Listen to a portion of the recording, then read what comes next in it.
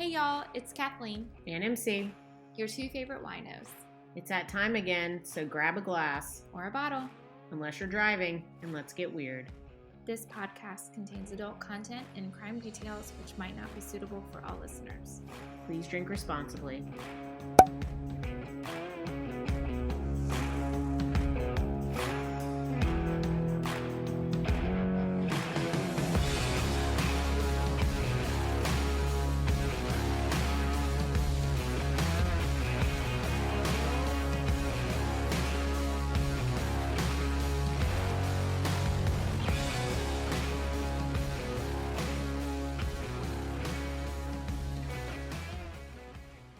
All right, y'all, a little disclaimer.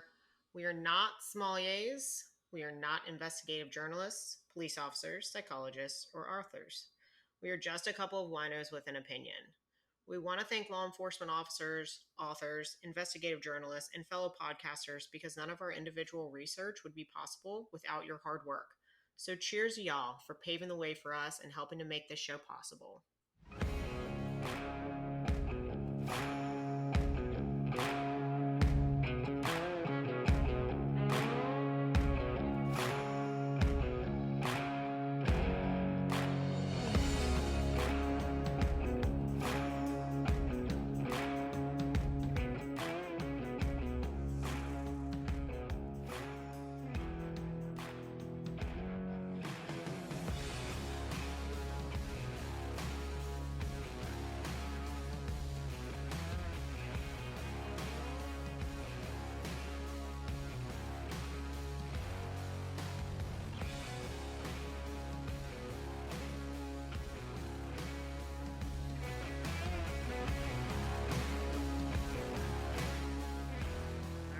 Live. So our wine for this week, 2018 Cabernet Franc. This wine is from the Chatham Vineyard at Church Creek from the Eastern Shore of Virginia. I'm just going to walk you through a little history about this wine, and then we'll go through the tasting notes. So the history. Chatham Vineyards is located on the Great Peninsula of the Eastern Shore of Virginia, located between the Chesapeake Bay and the Atlantic Ocean. A small rural community with a great abundance of fresh seafood and produce. This also happens to be my hometown, so it's definitely a place I hold near and dear to my heart. The Chatham Vineyard, which overlooks Church Creek, was patented in 1640. The Federal period brick house Chatham was built in 1818 by Major Scarborough Pitts and named for William Pitt, the Earl of Chatham, and friend of the American Revolution. The historic outbuildings, barns, and two early 1900s homes on the property have been renovated in recent years. The winery was constructed in 2005 and currently has a production capacity of 3,000 to 5,000 cases annually. Chatham Vineyards is owned and operated by the Weiner family at historic Chatham Farm, which has been a working farm for 4 centuries. John Weiner is a second-generation wine grower on the Eastern Shore of Virginia. He learned about grape growing from his parents, who operated Great Falls Vineyard in Great Falls, Virginia, for over 30 years. He and his wife, Mills, and their 3 children own and operate the vineyard and winery. And guys, I'm really sorry if I'm not pronouncing your names correctly. I reached out to Chatham Vineyards. They emailed us. And if I get some of their feedback before we release this episode, I'll change it. But if not, I just want to go ahead and apologize for my slaughter on your name if I did. I'm really sorry. All right, so let's talk about this wine. So the wine, definitely a full-bodied red. Anytime you've got a Cabernet, you're always looking at something full body, 9 times out of 10. There are some lighter Cabernets out there, but if you're getting into that really light wine, you're really getting more of a Pinot Noir versus a Cab or a Merlot, which are typically going to be those full-bodied reds. This thing's got a lot of attitude, So on the nose, you get some cedar, spice, and a little bit of clove. But on the palate, really finishes nice with raspberry, cherry, and some daggone cranberry. Real good. Price point on this, even better. $24 a bottle. Real nice. Some food pairings, definitely lamb, pork chops, some roasted chicken friends. You know, honestly, you could do anything with this, don't you think? Mm-hmm. I mean, I agree. Meat. I mean, shoot, I could have a barbecue and eat this with a hamburger. It is so good. And we are seriously live with this wine, so it's delicious. It's fantastic. What are your thoughts? I love this. I think that it's super easy to drink for one. But for me, for red, I like a Super Bowl taste, but it's not super sweet, not super dry. And I think with this one, it tastes like a local Virginia wine. Like when I've been to a ton of Virginia wineries, and they have a similar taste, but this one, it's just different. It's so good. Yeah. Agreed. Definitely a fall wine Yep. too. Like, I mean, obviously when we're rolling into those cooler months, we're coming out of summer, it's getting cold, it's spooky season. I enjoy a glass of red wine. I don't care what I'm eating, and I just think Exactly. this wine, even though it's paired with things like lamb and pork chops, you could really have this with seafood. It's just a beautiful, beautiful wine. For sure. So hats off to you guys over there at Chatham Vineyards on the good old ESVA. We love it. If you guys want to purchase this wine, you can actually go to their website, www.chathamvineyards.net. I'll link that in our show notes so you guys can check it out. Like I said, give it a try. I definitely think it's worth it.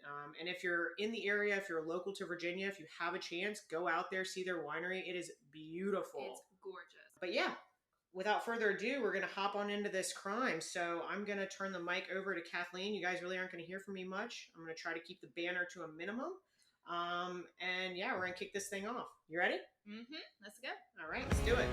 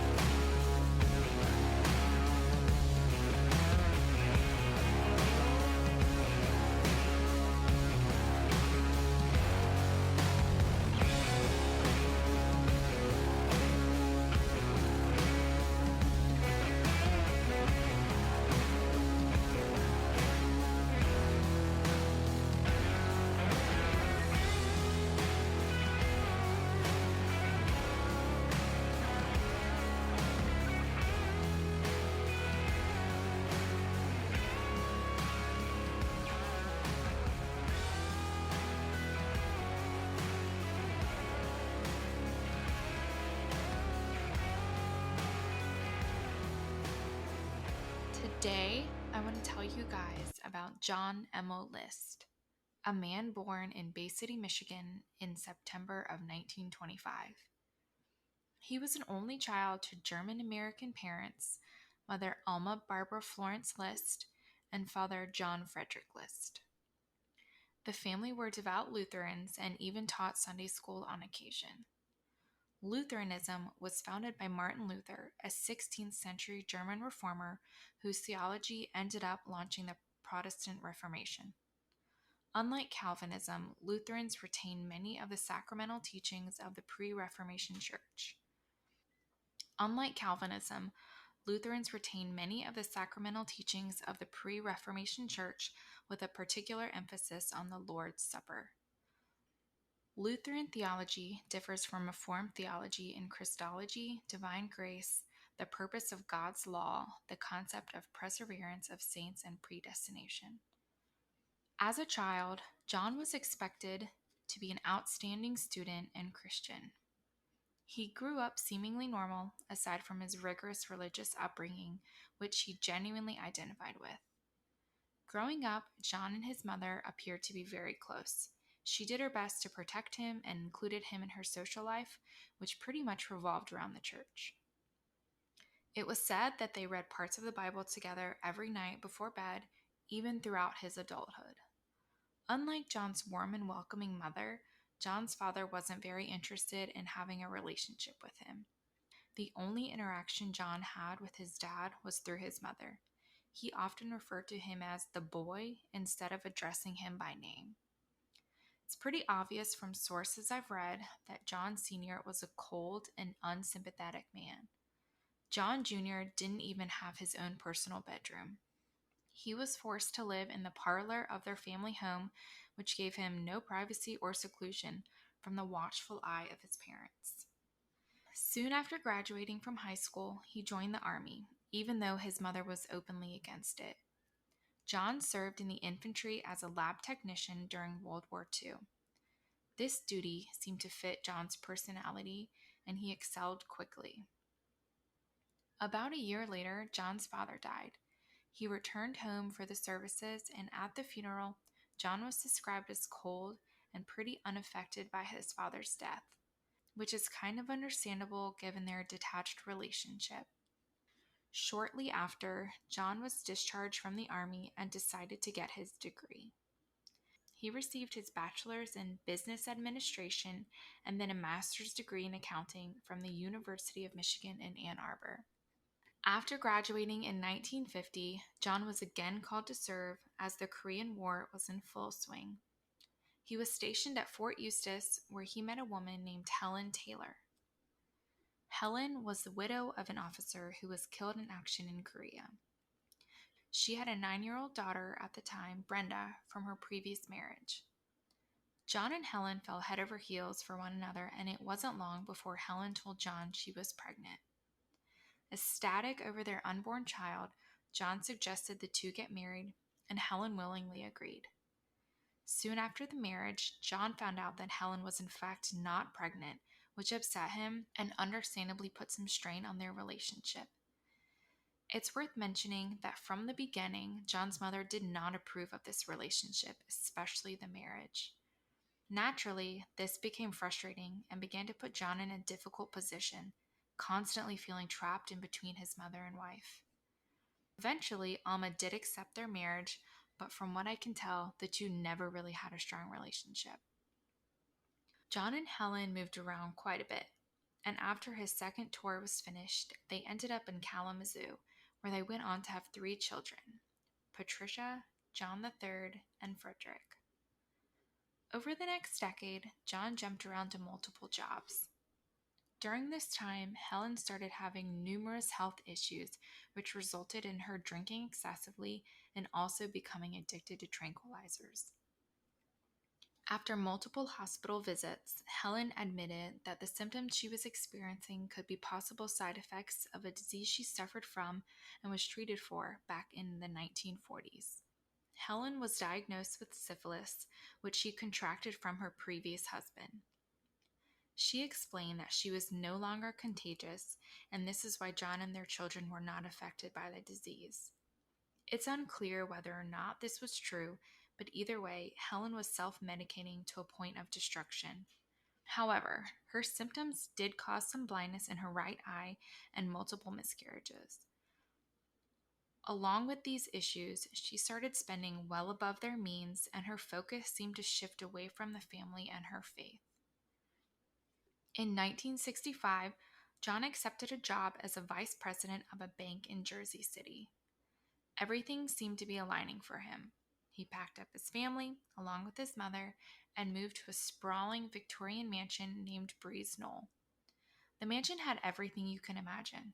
19 rooms, which included a ballroom and a third-floor attic apartment where John's mother, Alma, now resided. What no one knew was that John had recently lost his accounting job. He wasn't incompetent, just unlikable.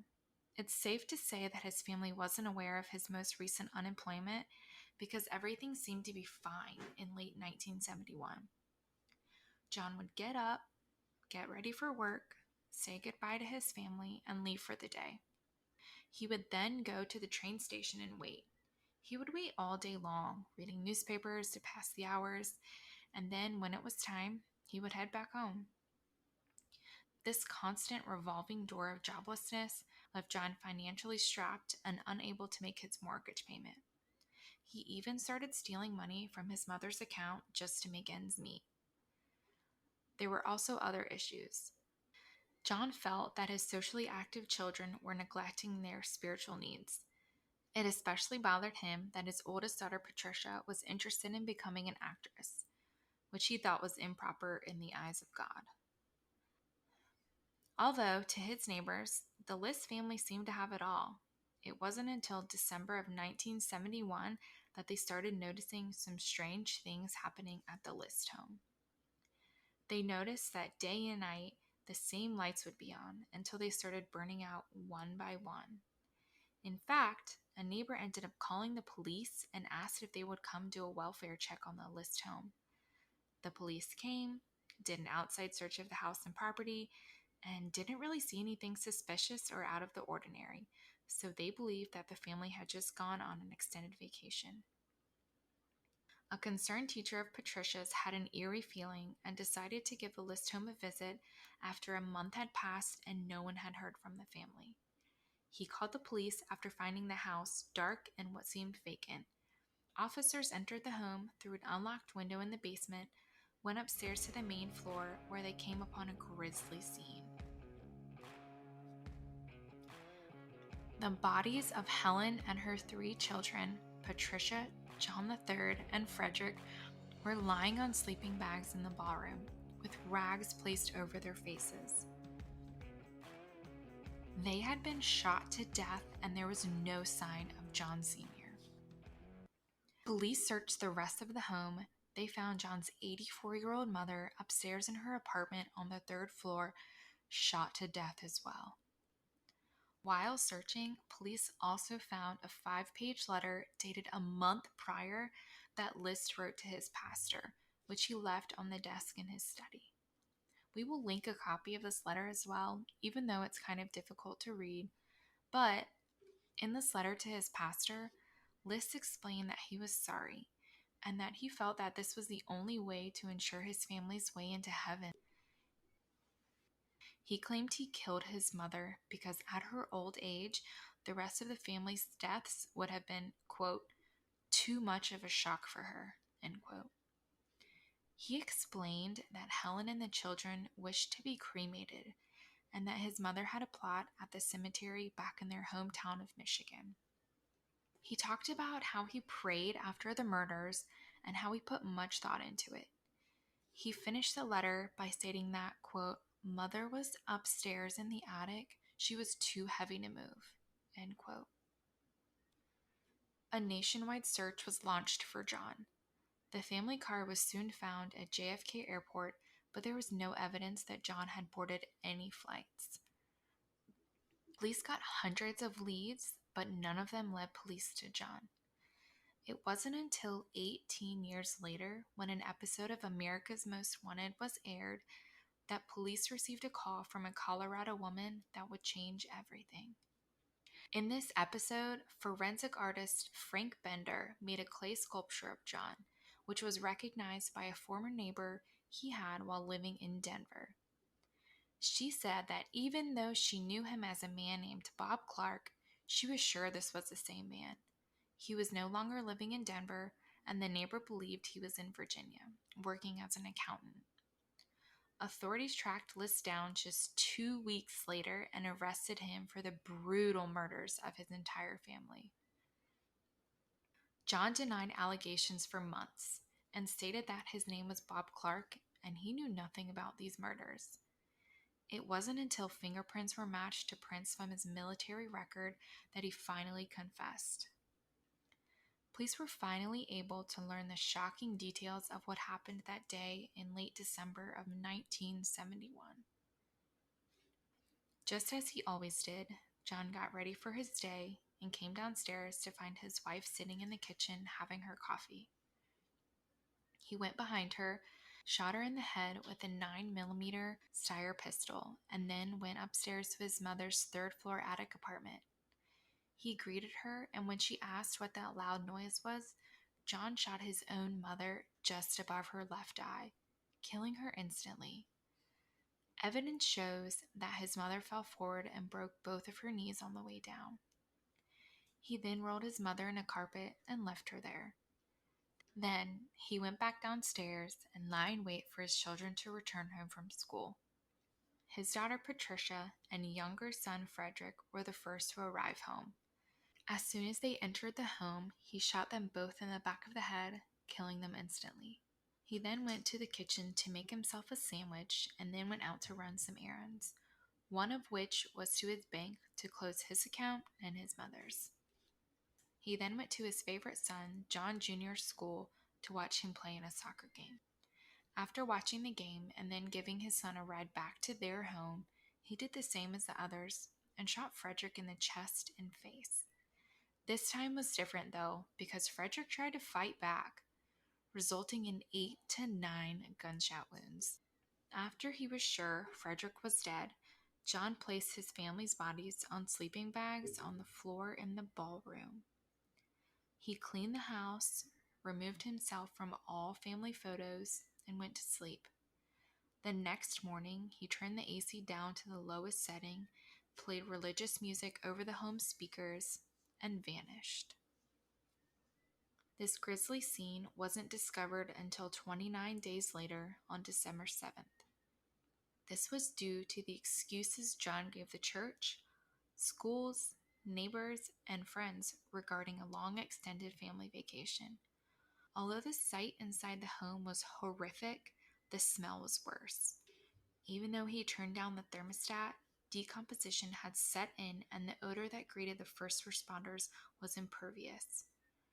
That, paired with the eerie music, is what nightmares are truly made of. John traveled by train and eventually ended up in Denver, Colorado. He got settled, took an accounting job with his new identity, and joined a Lutheran church. There he met a woman named Dolores Miller.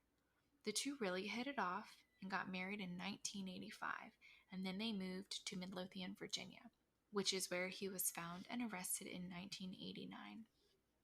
At his sentencing hearing, he denied direct responsibility for his actions. He stated that, quote, he felt that because of his mental state at the time, he was unaccountable for what happened.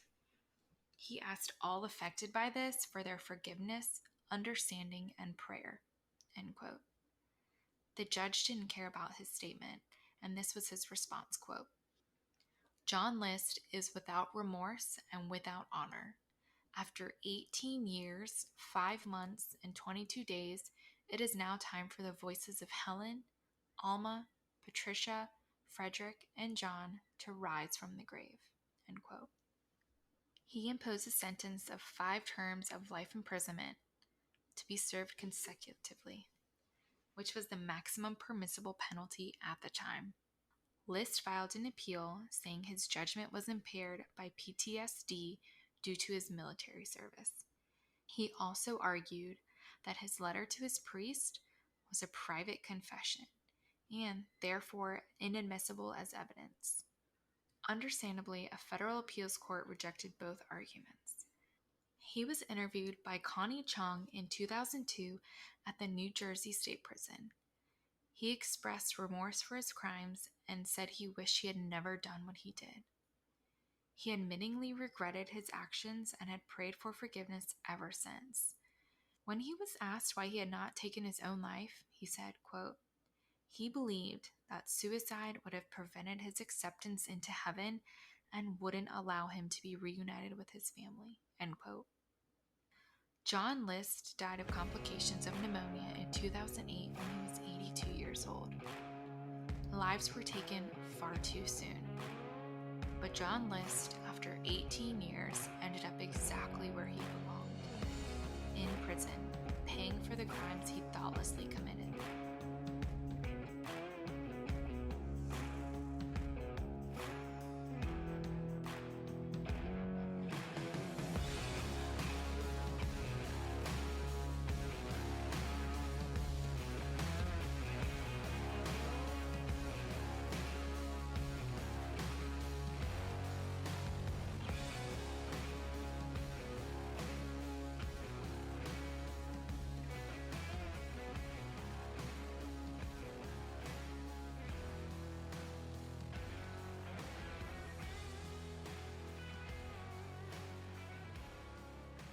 So I had a hard time staying quiet during that entire thing, honestly. And it's sickening, to say the least. But I think, as we discuss this, maybe starting with his childhood and relationship with his mother, his relationship with his father, I think his mom, it seemed to me, almost babied John. Mm-hmm. She almost coddled him in a way. Absolutely. And I think that has a lot to do with the lack of presence his father played. And, it's tragic, but, I think, it wasn't that she was doing it, like, she wasn't doing it in a bad way, but I think she wanted to make up for Mm-hmm. the lack of the relationship that he had with his father. Yeah, and that seemed like it was the only way she knew how. She was just doing the best she could, and what she thought was right, kind of at that time. Is what it kind of seemed like. Absolutely.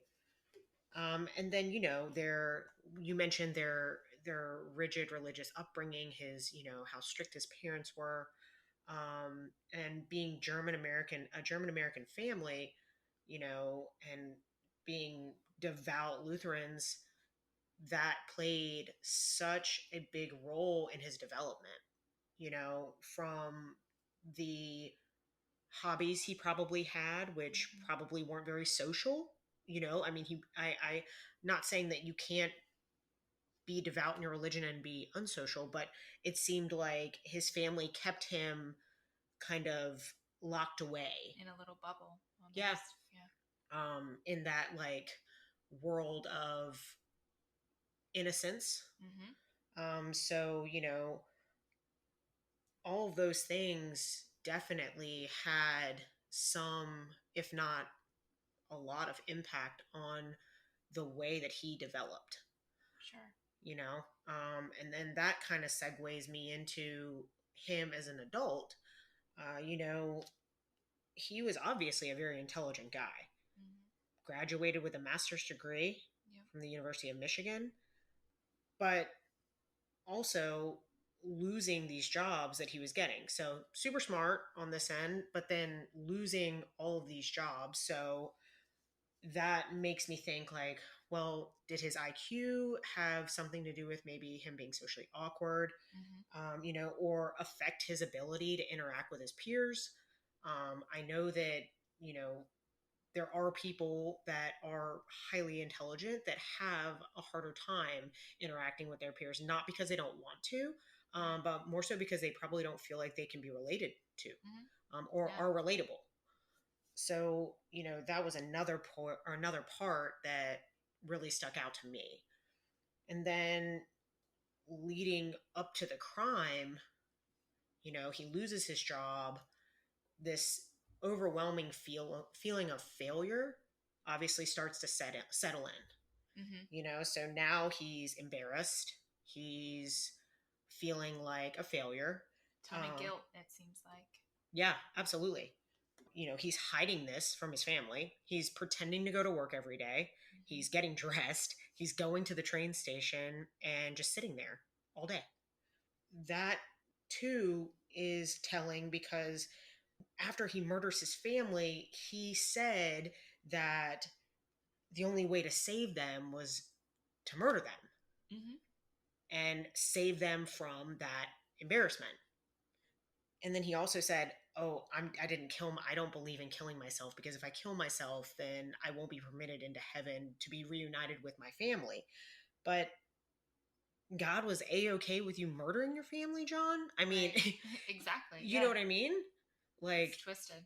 Yeah, and I don't know. I just, and maybe there's something in there that I missed, but I really feel like he was just kind of at that point just heading for outer space, just not there.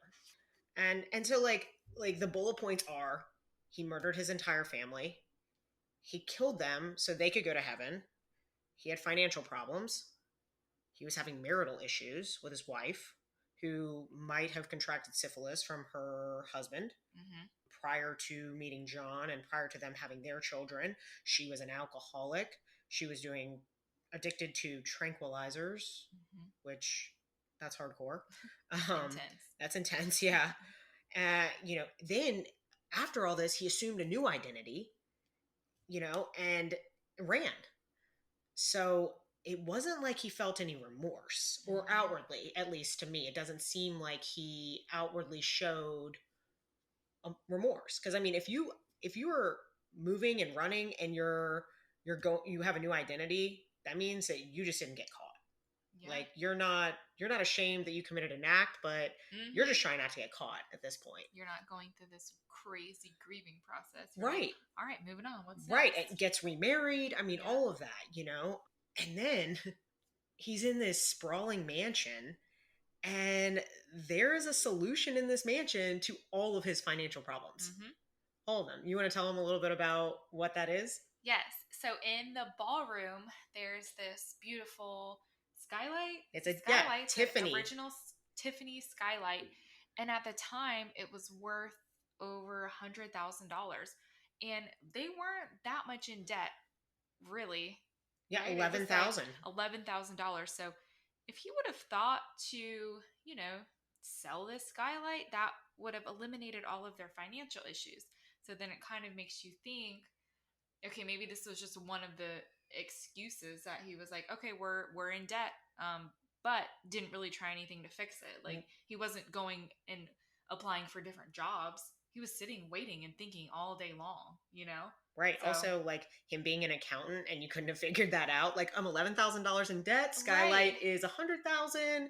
I think we can make some money here. Yeah, I mean, I'm with you. I think it just sounds like a fat excuse. Mm-hmm. Like Mm-hmm. we had financial problems, and and yeah, maybe that was it. But I'm just not biting on that. I don't think that was the only issue. Maybe if that was it definitely the only, wasn't. yeah, if that was the only issue, maybe things would make a little more sense. But there's just so many things wrong. Well, and this shining narcissist of his personality really comes out and is really, really telling when he writes an autobiography called Collateral Damage. Nice work, John. Collateral Damage, real good. That was after he was caught, and this is when you were talking about how he claimed to have PTSD in his trial, and obviously the federal appeals court was like, nah, sorry. And I'm all for, I understand that PTSD is a real thing. I understand that violent acts are committed when people are suffering. I'm not debating that. But, John, come on. It's not, yeah. You, here again, you ran, you got a new identity, you got remarried. If you were suffering from PTSD, these problems would have followed you. Absolutely. I mean, they did follow him because he was caught, but you know what I mean? But it'll be a pattern of continuing to do the same thing. Exactly. And then, sadly, but not so sad, because it is what it is, no one claimed his body when he died. And I can't really say I'm surprised by that. Not even a little bit. Not even his wife at the time. Ex-wife. Ex-wife, yeah. Dolores. Poor thing. I know. Bless her heart. His poor wife at the time, she made a statement reluctantly. She really didn't want to, and kind of followed it up with that she was going to make no further comment. It's basically that she was shocked about the arrest. That was not the man that she married, and the man that she knew was loving, devoted, and a good friend. And so, I mean, I can imagine the heartbreak that she had to go through living with this person for years, not knowing what they were capable of, or that's heartbreaking. Yeah, it's scary. Super scary. That's thinking you know somebody, and then all of a sudden this gets dropped on you. That seems to be the common trend with these family annihilators, though. Like, not to make a parallel here, but, and I'm sure most of you guys who are listening in right now have seen the new documentary on Netflix about the Chris Watts case. Also, another family annihilator.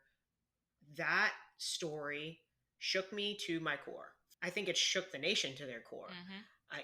And this is a very similar situation. I mean, minus the affair, we're looking at two men that had very similar sets of issues: financial problems, marital issues. They just weren't happy. Right. Minus Chris Watts and the religious piece of all this, which I don't know. I don't think they said anything about religion. No, they didn't. They didn't mention that. But I think also, like, that's a big piece of this that didn't get enough attention, was his rigid religious beliefs and how they played a factor in why he murdered his entire family. Yeah. So, anyway, guys, this is a chilling case. It's tragic. Our hearts are out to these victims and their families, their surviving families. We will cite all of these sources used in today's episode in our show notes. And we hope to see you guys back next week. Yeah? Yeah. All right. Thanks, guys. Bye. If you liked our podcast and want us to keep going, just hit subscribe or rate and review. We appreciate all your feedback. If you want more info about this case and the wine we selected for this week's episode, check out our show notes. Thanks for listening. Until next time, set your alarms, lock your doors, drink some water, and don't text your ex. Stay weird, friends.